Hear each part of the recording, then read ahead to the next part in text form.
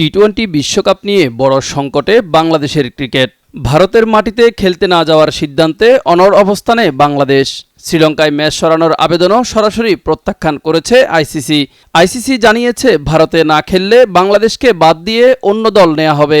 সিদ্ধান্ত জানাতে বিসিবিকে মাত্র একদিন সময় দেওয়া হয়েছে। এমন টানটান পরিস্থিতিতে বৃহস্পতিবার দুপুরে রাজধানীর একটি হোটেলে বিশ্বকাপ দলে থাকা ক্রিকেটারদের সাথে বৈঠকে বসছেন যুব ও ক্রীড়া উপদেষ্টা ডক্টর আসিফ নজরুল। ভারতের মাটিতে খেলবে কিনা তা নিয়েই আলোচনা হবে বৈঠকে। এর আগে বিসিবি সভাপতি আমিনুল ইসলাম বুলবুল সহ বোর্ডের কয়েকজন সদস্য ইতোমধ্যে ক্রীড়া উপদেষ্টার সাথে বৈঠক করেছেন। আইসিসির কঠোর অবস্থানের পরও আশাবাদী বিসিবি সভাপতি বুলবুল বলেন, সরকারকে চাপ দিতে চান না এবং ভারতের নিরাপত্তা নিয়ে উদ্বেগের জায়গা থেকে শ্রীলঙ্কায় খেলতেই অনড় বাংলাদেশ। এদিকে আইসিসির বোর্ড মিটিংয়ে পাকিস্তান ছাড়া আর কোনো দেশ বাংলাদেশের পক্ষে ভোট দেয়নি। শেষ পর্যন্ত কী সিদ্ধান্ত আসে সেই দিকেই তাকিয়ে আছে পুরো দেশ।